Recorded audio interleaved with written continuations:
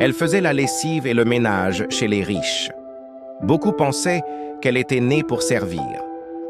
Mais cette jeune servante rêvait d'un futur où elle serait maîtresse de son propre empire. Dès l'âge de 10 ans, elle travaillait comme domestique. Elle se réveillait avant le soleil pour balayer la cour, laver les habits et préparer les repas. Pendant que les enfants de la maison partaient à l'école, elle restait derrière les barreaux invisibles de sa pauvreté. Mais dans son cœur, elle avait un secret.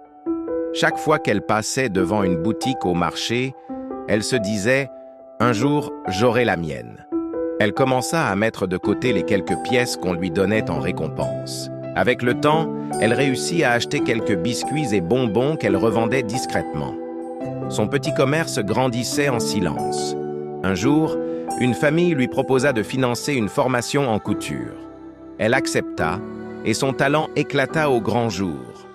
Bientôt, ses robes étaient admirées par tout le quartier.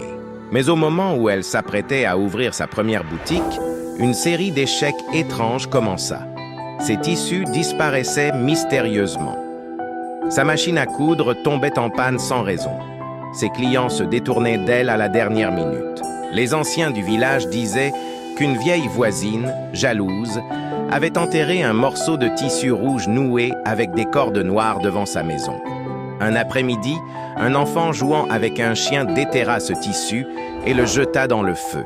Au même instant, la chance revint vers la servante. Elle reçut une commande d'une grande personnalité du pays.